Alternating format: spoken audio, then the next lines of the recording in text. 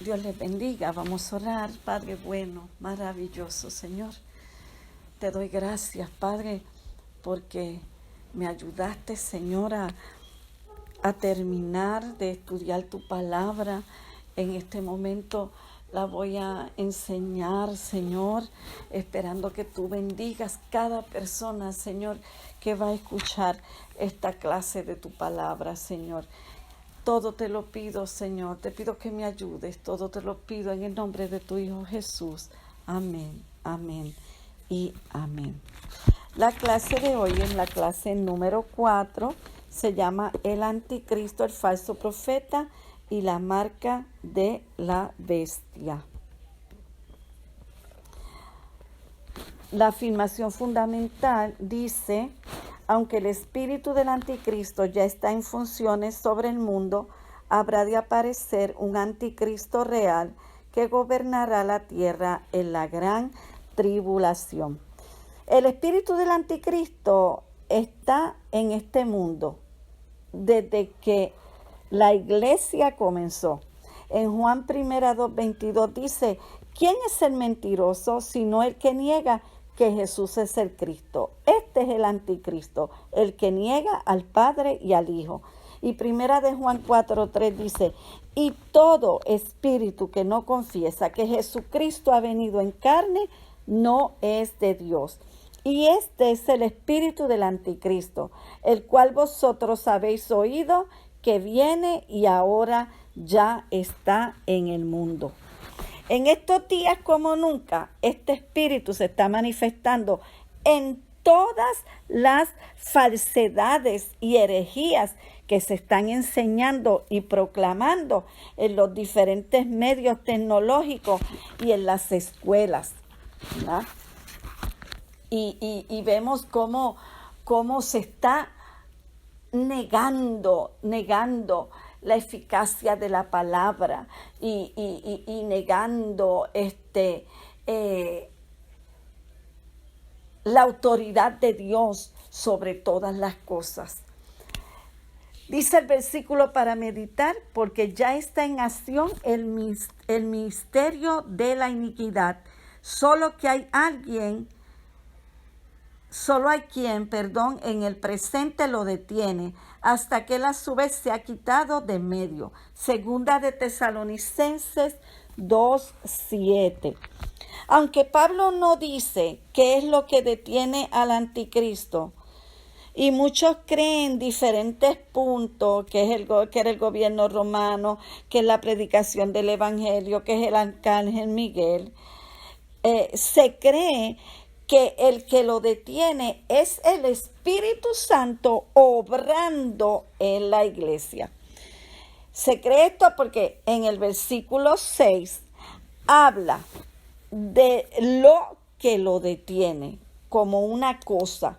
En el versículo 7, que fue el que leímos, lo pone como una persona, género masculino, ¿verdad? Dice: hay quien al presente lo detiene, hasta que él a su vez se ha quitado de en medio. No debemos pensar que el Espíritu Santo no va a estar en la tierra durante la gran tribulación, porque se van a salvar muchos otros y van a ser sellados los 144,000, y esto no puede ocurrir sin el ministerio del Espíritu Santo. Se cree que al acabar la dispensación de la gracia, ¿verdad?, que es la que estamos ahora, que es un paréntesis, que es desde Jesús hasta el rapto, entonces el Espíritu Santo comenzará a manifestarse como lo hacía en el Antiguo Testamento. En la introducción dice: en esta clase vamos a estudiar a dos de los personajes que se hallan en el libro de Apocalipsis, el anticristo y el falso profeta, que son representados por dos bestias, una que sale del mar y otra de la tierra, y que junto a Satanás, el dragón, hace mucho daño a los moradores de la tierra. La parte 1 dice la primera bestia, la que sube del mar. Y aquí te está dando en el expositor una definición de el mar y te dice que el pueblo hebreo residía tierra adentro, razón por la que su concepción del mar, lo que ellos pensaban del mar, se relacionaba con el caos, el riesgo y el peligro. Por eso es que en los Salmos, cuando se habla del mar, ¿verdad?, se habla como de tempestad, de olas, y por ejemplo en el Salmo 42:7 dice, todas tus ondas y tus olas han pasado sobre mí. En el Salmo 93:4 dice, más que las poderosas olas del mar, es poderoso el Señor en las alturas. La parte A dice descripción de la primera bestia. Y leemos Apocalipsis 13, del 1 al 5. Usted búsquelo, ¿verdad?, en su Biblia.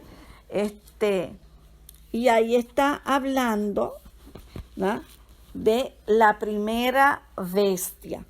En primera de Juan 2:18 dice, hijitos, ya es el último tiempo.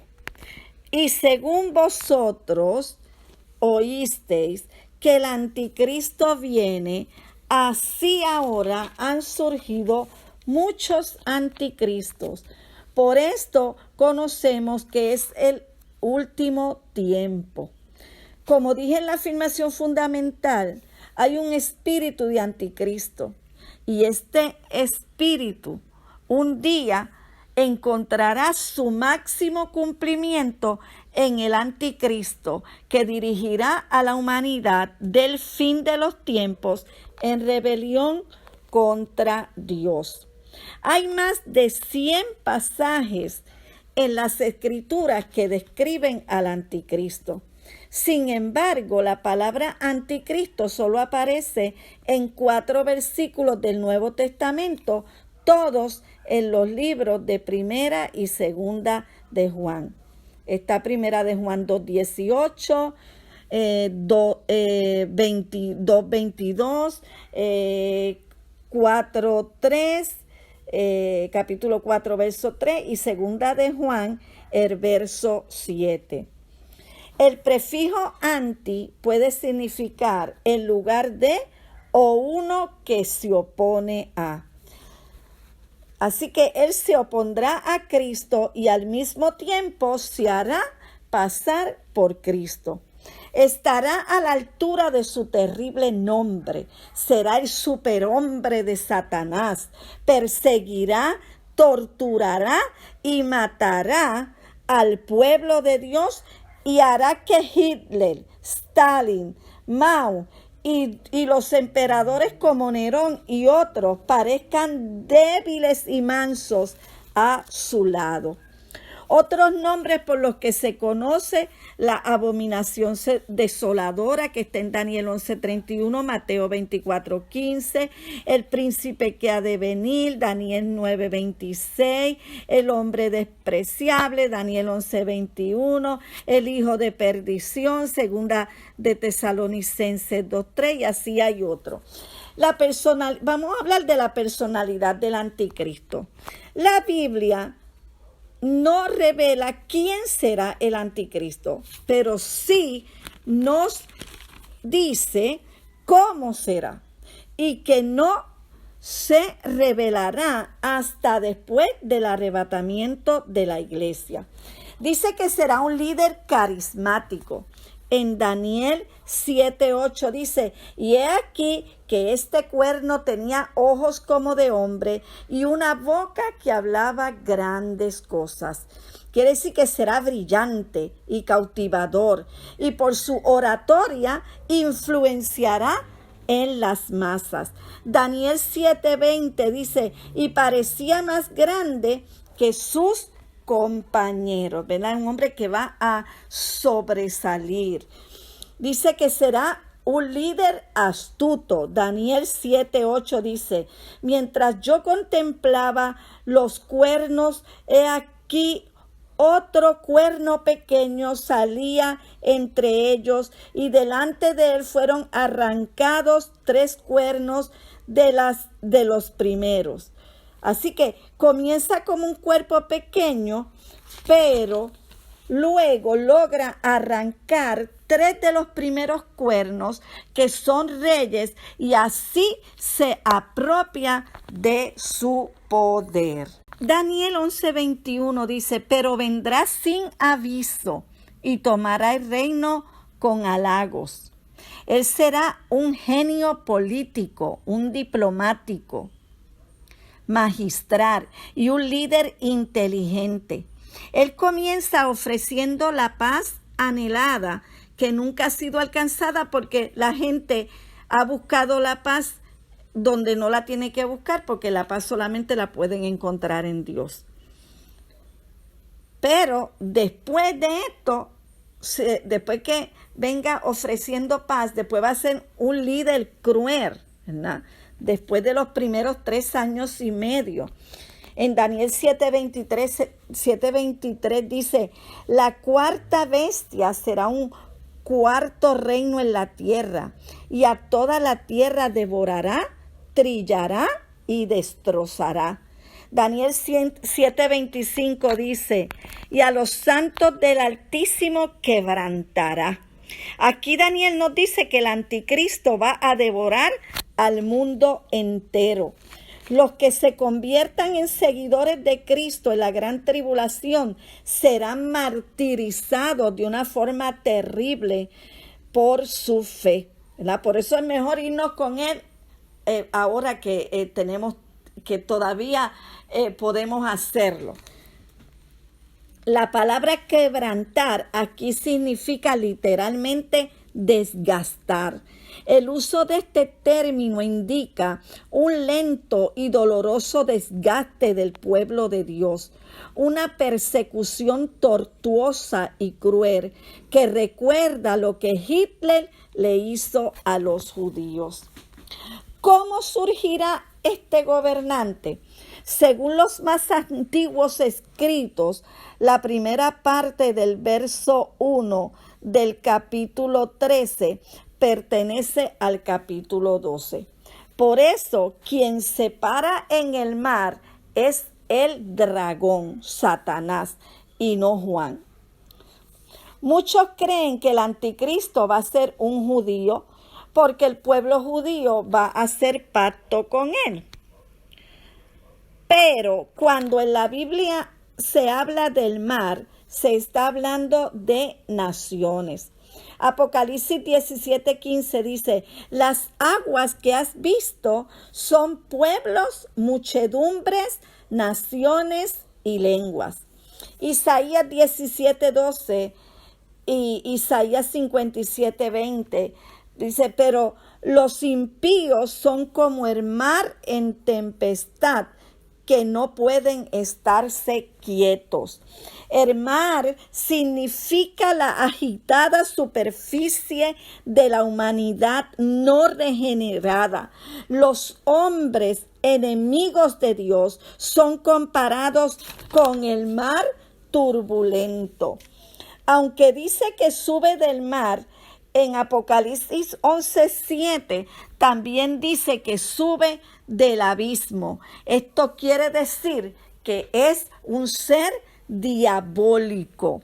Ahora vamos a hablar de la diferencia entre el dragón y la primera bestia, que es el anticristo. El capítulo 12:3 dice que el dragón tiene 7 cabezas y 10 cuernos, y que en sus cabezas tenía 7 diademas. A diferencia de la bestia del anticristo, en el capítulo 13:1, que te dice que a diferencia del dragón, esta tenía las diademas no en las cabezas, sino en sus cuernos. Quiere decir que la autoridad y la plenitud del mal está en Satanás, y él es el que le da poder al anticristo. En Daniel 7:8 nos dice que el anticristo es un cuerno pequeño. No llamará mucho la atención al principio, no se hará notar, pero comenzará poco a poco a obtener más poder. Mire, en este momento, en cualquier lugar, puede haber un hombre que esté en contra de Dios, esperando con paciencia que llegue su momento de brillar ante el mundo y así engañar a la humanidad y hacer que se rebele en contra de Dios. Solo está esperando, mire, que la iglesia suba al cielo, se vaya para él entonces manifestarse. Se nos dice que este hombre está en contra de todo lo que tiene que ver con Dios y desafiará y exigirá ser adorado.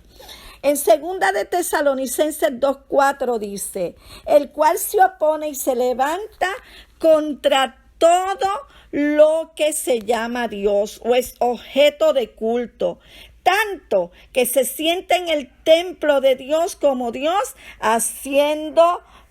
haciéndose pasar por Dios. Si leemos el capítulo 7 de Daniel, habla de 4 bestias que representan reinos de la tierra. Un león que representa a Babilonia. Un oso que representa la fuerza de los medos y los persas. Un leopardo que representa el reino de Grecia.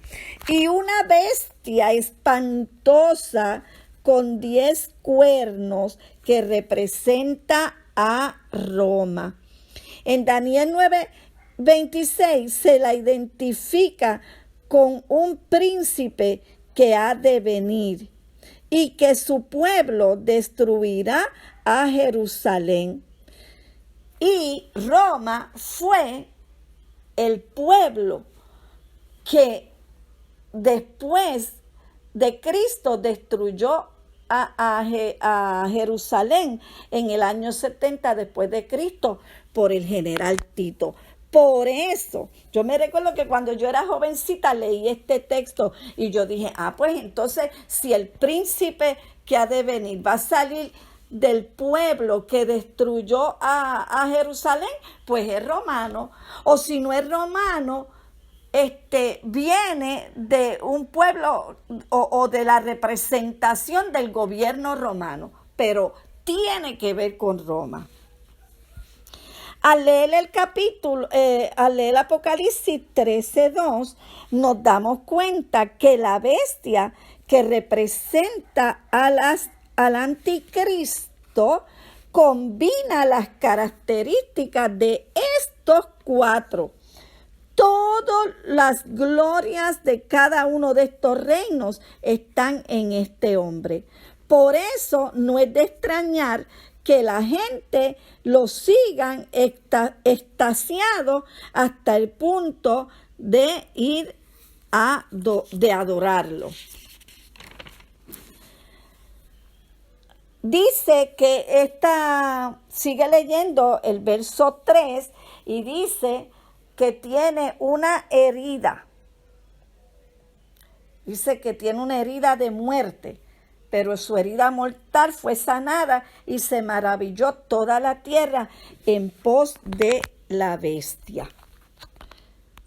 Algunos creen que el anticristo lo asesinarán y Satanás lo resucitará, como imitando la resurrección de Jesús. Pero si usted, pues uno medita y dice, pero es que Satanás no tiene poder para resucitar. El poder para resucitar solamente lo tiene Dios. Pero se puede tratar de una aparente herida o que ya está casi muerto. Y que entonces es sanado, ¿verdad? Por un milagro mentiroso de Satanás, como todo lo que él hace, ¿verdad? Que sea una herida mortal, pero que Satanás lo sane. Y sí, Eso sí, Satanás lo puede hacer, porque Satanás puede hacer milagros y señales. Lo vemos en los hechiceros del faraón, que convirtieron el agua en sangre también y imitaban todo lo que Dios hacía en las plagas, ¿verdad? Esto provocará que lo admiren y lo adoren, ¿verdad? Otros creen que así podrá persuadir a los incrédulos, especialmente a los judíos, de que Él viene de parte de Dios. Esto es tan así que ellos hacen pacto con Él. En el verso 4 vemos que de la misma manera que Dios el Padre y el Cordero comparten el trono y la adoración, asimismo, en la última semana de Daniel, quien adore al anticristo estará adorando, sirviendo y obedeciendo a Satanás. Según Jesús hace visible al invisible, ¿verdad? Como dice en Juan 1:18, a Dios nadie le vio jamás. El unigénito Hijo que está en el seno del Padre, Él le ha dado a conocer. Asimismo, la bestia, el anticristo, va a ser la manifestación visible de Satanás. Así como Pablo dijo que el que adora a los ídolos está adorando a los demonios, ¿verdad? Eso lo dice en 1 Corintios 10, 19 al 20. Usted lo puede buscar. Así el anticristo será verdaderamente un ídolo en los tiempos finales y los que lo adoran, adorarán a Satanás. En el versículo 2 dice que la bestia tenía boca de león, que dice que era atrevida, violenta y para dañar. Y en el versículo 5 dice que se le dio boca para que hablara grandes cosas. Esto demuestra cómo en otros lugares de este capítulo que dice se le permitió, que su poder se le debe sí al dragón, pero en el último término bajo la permisión de Dios, que rige y controla cuanto acontece en el universo. Dios es quien pone, Dios es quien pone límites de autoridad, poder y tiempo. Le dio tiempo por 42 meses, que son los 3 años y medio finales de los 7 años de la gran tribulación. Y en este tiempo se le permitió al anticristo y a Satanás actuar. No podían pasar de ahí. El poder que Satanás le dio al anticristo es un poder limitado, pero el poder que Dios le dio a Jesús es ilimitado. Jesús dijo en Mateo 28:18, todo poder me es dado en el cielo y en la tierra.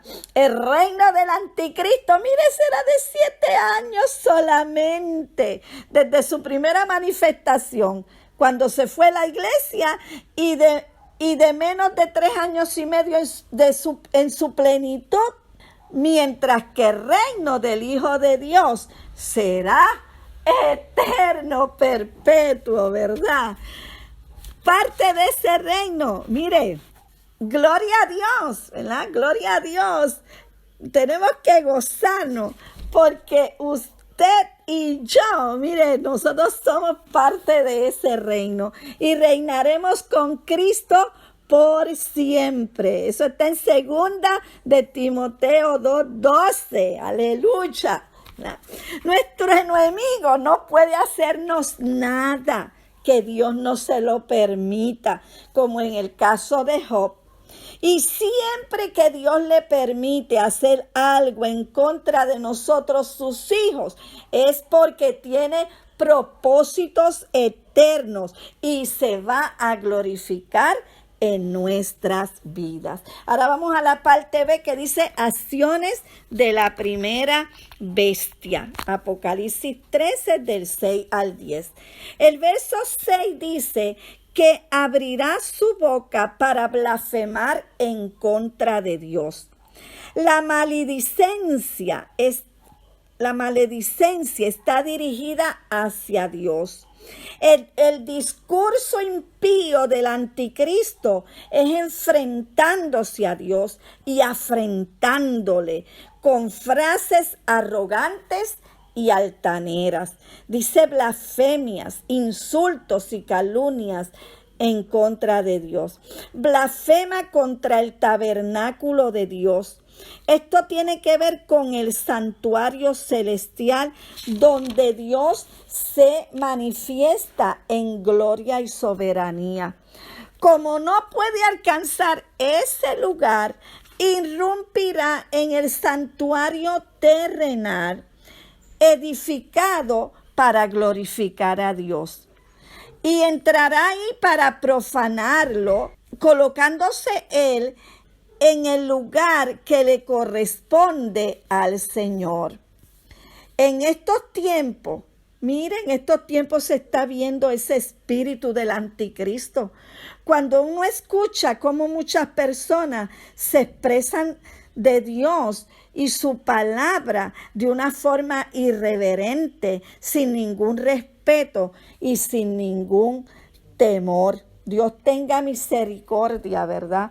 En el versículo 7 dice que se le permitió, otra vez más, ahí habla de cómo Dios permite. Se le permitió hacer guerra contra los santos. Cuando surja este gobernante, va a ser con engaño, un pacto con Israel. Pero a la mitad de los 7 años romperá el pacto y pondrá fin a los sacrificios y ofrendas y profanará el templo poniendo la abominación desoladora. Mire, eso está en Daniel 9, 27.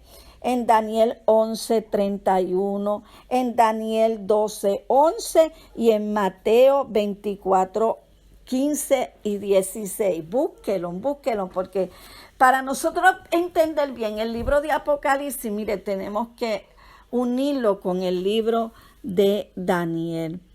En el versículo 7 dice que se le permitió hacer guerra contra los santos. ¿Quiénes son los santos aquí? En estos últimos 3 años y medio comienza una persecución terrible contra el pueblo judío. Eso Jesús lo profetizó en Mateo 24, del 15 al 21. El remanente de los judíos que se van a salvar van a huir a los montes y Dios los va a guardar hasta su venida, cuando descienda en el monte de los olivos.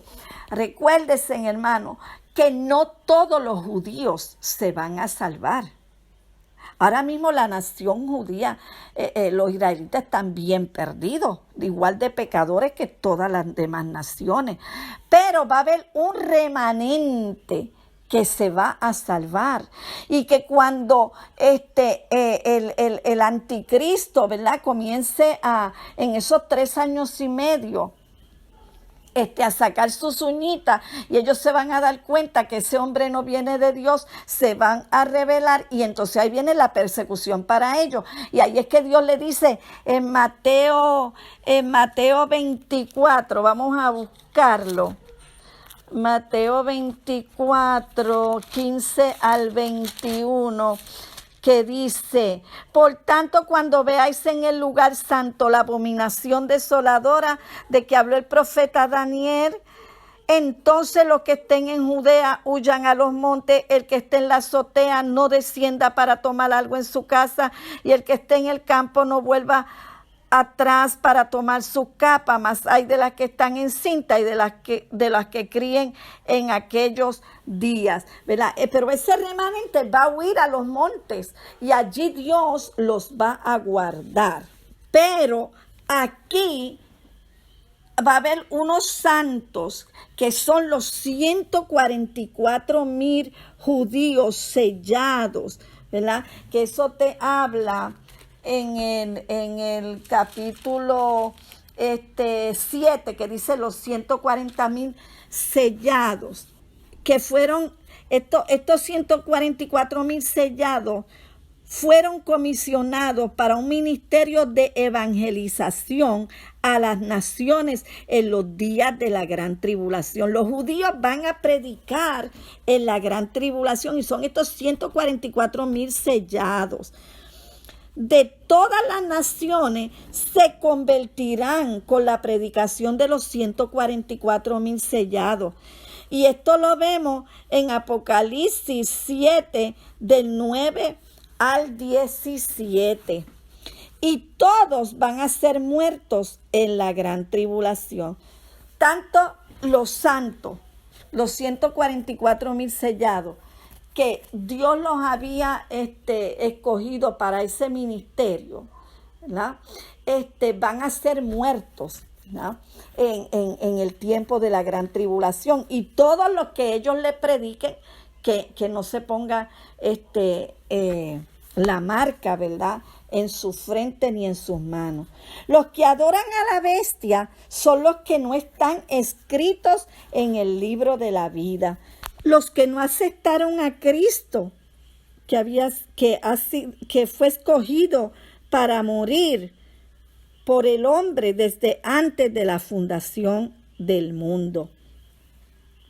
En los versos 9 y 10 dice: si alguno tiene oído, oiga. Si alguno va en cautividad, va en cautividad. Si alguno mata a espada debe ser muerto. Aquí está la paciencia y la fe de los santos.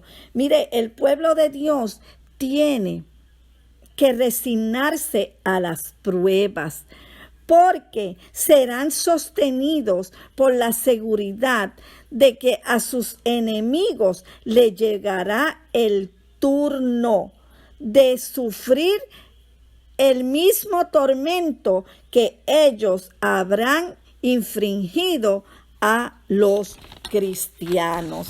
Eso es lo que quiere decir, ¿verdad?, ese verso. Vamos a la parte 2. Ahora en la parte 2 dice: la segunda bestia, la que sube de la tierra. Y la parte A dice: descripción de la segunda bestia. Apocalipsis 13:11. Mire, como se han levantado muchos anticristos, hombres con el espíritu del anticristo, como Antíoco Epífanes, Hitler, Stalin, Mao, Nerón, etc., antes de que venga el final, así también se han levantado muchos falsos profetas que han engañado a muchos. Por ejemplo, en el 1993, no sé si se recuerdan, de David Koresh, que anunció a sus seguidores que había sido llamado a formar un ejército de Dios. Y cuando empezaron a denunciarlo porque se hablaba de maltrato y ultrajes y cosas, esto lo llevó a tener unos enfrentamientos con la justicia que terminó con el incendio del recinto y murieron más de 70 miembros. También se recuerda en noviembre 18 del 78, Jim Jones, que llevó a 918 personas al suicidio en Guyana. Ahora en el verso 11 de este capítulo se nos habla del falso profeta que ha sido profetizado para el final de los tiempos. Dice que sale de la tierra. Si el mar simboliza naciones, la tierra en la profecía bíblica, en la fraseología de la Biblia, significa de Palestina, de Israel. Es la tierra de la promesa, la tierra por excelencia entre los demás lugares, porque es la herencia que Dios le dio al pueblo de la fe. Al igual que el anticristo, el falso profeta va a ser un individuo. Así que se cree que va a ser un judío Unos piensan que va a ser un judío renegado, que puede ser de la tribu perdida de Dan, ¿ah? Vemos que este personaje tiene 2 cuernos. Los cuernos simbolizan poder. Pero el anticristo tiene 10 cuernos. Supone esto que el poder pleno está en el anticristo y un poder delegado en menor grado en el falso profeta. Vemos también cómo se combina en esta bestia la imagen de 2 animales con características, mire, completamente opuestas. El manso cordero con el feroz dragón. Dice en el verso 11, después vi otra bestia que subía de la tierra y tenía 2 cuernos semejantes a los de un cordero, pero hablaba como dragón. Será como una mansa oveja, pero a la vez será como un lobo rapaz dispuesto a devorar. En Mateo 7:15, Jesús dijo, guardaos de los falsos profetas, que vienen a vosotros vestidos de oveja, pero por dentro son lobos rapaces. Sus palabras parecerán muy correctas y serán exactamente lo que los hombres siempre han querido escuchar. Como dice la Biblia, que buscarán predicadores y maestros que le hablen lo que ellos quieran escuchar. Eso está en 2 de Timoteo 4:3-4 y 1 de Timoteo 4:1. Será un hombre aparentemente religioso, bueno, pero será un instrumento de Satanás.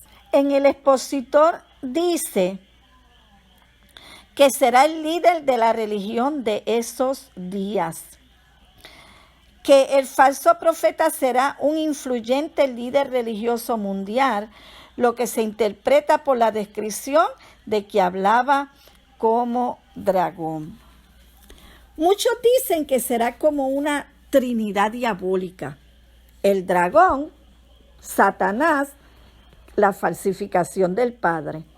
La primera bestia, que es el anticristo, la falsificación del Hijo. Y la segunda bestia, el falso profeta, la falsificación del Espíritu Santo. Vamos a la parte B que dice acciones de la segunda bestia. En Apocalipsis 13:12 dice que ejerce toda la autoridad de la primera bestia en presencia de ella y hace que la tierra y los moradores de ella adoren a la primera bestia, cuya herida mortal fue sanada. Así que este falso profeta que se hace pasar como el Espíritu Santo, trata de imitar al Espíritu Santo, que es el que nos mueve a buscar de Cristo, ¿verdad? Nosotros no podemos buscar de Cristo si el Espíritu Santo no nos mueve. Así que el falso profeta incitará a la gente a adorar al anticristo. El propósito principal del Espíritu Santo es glorificar al Hijo, y este falso profeta glorificará al anticristo. La misión de esta segunda bestia tiene que ver con orientar e impulsar la adoración al anticristo. El milagro de la sanidad de la herida mortal les servirá para llevar a cabo su diabólico propósito. Será un líder religioso, tratará de unificar todas las religiones, como el ecumenismo, ¿verdad? Que el ecumenismo quiere unir las religiones, la filosofía, porque todos supuestamente buscamos a Dios, pero eso no es así, porque la Biblia dice que a través de Cristo es como único podemos ser salvos, que Él es el único camino. Pero Él pues tratará de unificar todas las religiones, pero detrás de esta fachada de tolerancia, su propósito será que todos adoren la imagen. A través de la historia, hemos visto que la religión y los gobiernos, la política, han trabajado juntos como las fuerzas que controlan la humanidad. Dice David Jeremiah, la religión siempre ha sido una fuerza poderosa para influir en la humanidad. Por lo tanto, Satanás la usará como una herramienta efectiva para poner al mundo bajo el control del anticristo. El falso profeta será el agente de Satanás para lograr que la adoración del mundo se dirija hacia el anticristo. Apocalipsis 13:13 dice que hace bajar, que hace descender fuego del cielo. Algunos creen que solo Dios puede hacer milagros, pero Jesús dijo en Mateo 24:24, porque se levantarán falsos cristos y falsos profetas y harán grandes señales y prodigios de tal manera que engañarán, si fuera posible, aún a los escogidos. Esta señal de hacer bajar fuego del cielo puede ser para engañar a la gente y proclamarse como el profeta Elías, y que él es el cumplimiento de la profecía que dice Malaquías 4:5. He aquí, yo os envío al profeta Elías antes que venga el día de Jehová, grande y terrible. Con esta señal engañará a los judíos que no son de remanente, ¿verdad? Que son judíos impíos, y los engañará y también adorarán la imagen.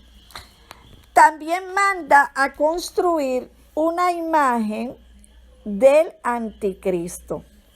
Esta imagen no es meramente un monumento al líder político de entonces, ¿verdad? Al anticristo, no, sino que conlleva un marcado acento de adoración idolátrica prohibida por Dios. Ustedes saben que Dios odia las imágenes, las aborrece, y a través de toda la Biblia se habla, ¿verdad?, de que las imágenes son abominación para Dios. Así que como ellos todo es rebelarse contra Dios, pues este hombre va a poner una imagen del anticristo en el templo de Dios. Esta imagen se menciona, miren, 10 veces en el libro de Apocalipsis. Es la abominación desoladora que habla en Daniel 11:31 y en Mateo 24:15. El primero que se le llamó la abominación desoladora fue Antíoco Epífanes, que en el tiempo de los macabeos fue un rey que profanó el templo sacrificando un cerdo en el altar de Jehová. Un cerdo que era un animal inmundo, ¿no? El apóstol Pablo también se refirió a esta imagen en 2 de Tesalonicenses 2:4, cuando dice, el cual se opone y se levanta contra todo lo que se llama Dios y es objeto de culto, tanto que se sienta en el templo de Dios, haciéndose pasar por Dios. De nuevo, en el verso 15 se pone de manifiesto que Dios interviene en los asuntos de la historia cuando dice, y se le permitió infundir aliento a la imagen. ¿Por qué Dios permite el engaño? ¿Por qué dice que Dios permite esto para que sean engañados? Bueno, por lo que dice en 2 de Tesalonicenses 2, 10 al 12, que dice, por cuanto no recibieron el amor de la verdad para ser salvos, por esto Dios les envía un poder engañoso para que crean a la mentira, a fin de que sean condenados todos los que no creyeron a la verdad. Como mire, Dios le dio le da tanta oportunidad, como hablamos en la clase pasada, que aún viendo los juicios de Dios, dice que se guían en su pecado, en su maldad, en su hechicería, en su lujuria, en todo eso. Mire, gente perversa de verdad, y como no creyeron a la verdad, pues mire, Dios permite que crean a la mentira para que sean condenados. Algunos creen que la imagen hablará por un dispositivo electrónico o que será un robot con una voz de computadora, pero otros creen que Satanás con su poder que hará que esta imagen hable para engañar a la gente. Yo lo creo, porque no hemos escuchado decir de gente que han tenido experiencias con muñecos que le han hablado, que son demonios hablando a través de los muñecos. Hay niños que estos juguetes que se han vendido, juguetes maléficos, y le han hablado, ¿verdad? Pues según los demonios pueden hablar a través de un objeto o algo, pues también pueden hablar. Satanás puede hacer que esa imagen hable y así poder engañar más a la gente. El falso profeta también dirigirá el programa económico del anticristo. Ahora vamos a la parte 3 que dice la marca de la bestia. Y la parte A dice características de la marca. Apocalipsis 13, 16 al 17. Nadie podrá participar en ninguna transacción financiera sin una marca colocada en la mano o en la frente. Este falso profeta tiene el control sobre todos los hombres sin distinción de clases sociales. Dice ahí que pequeños o grandes, ricos o pobres, libres o siervos, todos van a estar controlados, ¿verdad? Por el falso profeta. En esta marca vamos a ver una imitación de este falso profeta, porque habíamos hablado que Dios en el capítulo 7, los 144,000 sellados, que Dios marcará, ¿verdad? Estos evangelistas judíos con un sello en sus frentes, y vimos que por ellos tener este sello en la quinta trompeta, que fueron los demonios que eran como langostas, no le pudieron hacer daño. Asimismo, ahora el falso profeta imita esto al sellar a sus seguidores como el pueblo de Satanás. Se reitera que todas las transacciones comerciales tienen que estar autorizadas por el sistema de gobierno del anticristo mediante una marca que tiene que ver con el nombre de la bestia o el número de su nombre. Aceptar esta marca es aceptar la adoración a la bestia y negar a Dios. El que no se marque, miren, no puede comprar, no puede hacer nada. Va a ser peor que los que no tengan la vacuna. Ahora va la parte B que dice el número de la bestia. El 666. Eso está Apocalipsis 13, 18.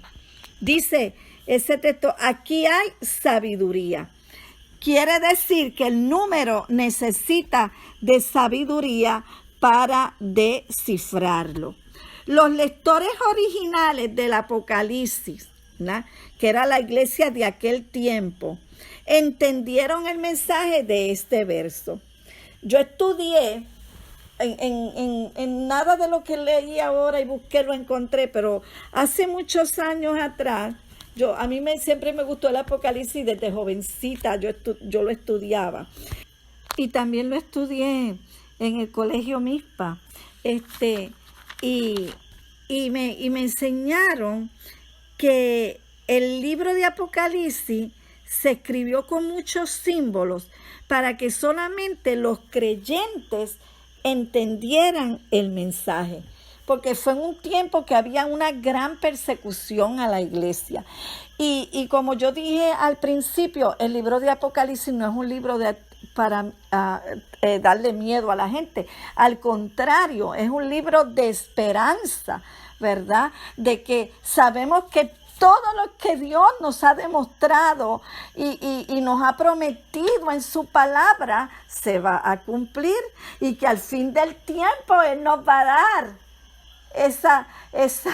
esa promesa de estar con Él por toda la eternidad, ¿no? Así que se escribió este libro para los judíos, para llevarle esperanza a los judíos. Y ellos sabían que se le estaba, por ejemplo, el número que dice, aquí hay sabiduría, el que tiene entendimiento cuenta el número de la bestia, pues es número de hombre y su número es 666. Cuando hablamos de esto, dice que este número es el número de un ser humano. Este cálculo de valor numérico de las palabras y los nombres era un juego de acertijos para los griegos y los romanos, y también entre los judíos. Se llamaba gematría, que es un método de interpretación de nombres y palabras basada en la asignación de valor numérico a cada letra del alfabeto.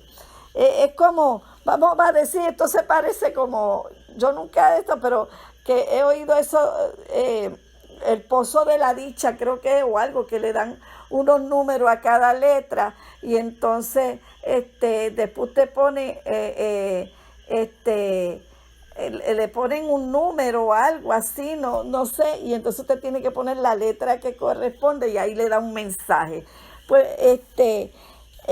por ejemplo, en Pompeya, cuando se encontraron las ruinas de Pompeya, se encontraron unas inscripciones que decía: amo a la joven cuyo número es el 545. Le asignaba un número a las personas.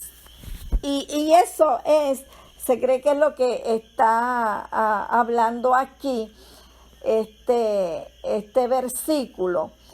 Y hablan también, es que leí tantas cosas, pero que dice que Nerón, el emperador Nerón tenía, si sumaban las letras de él, qué sé yo, daba el 666.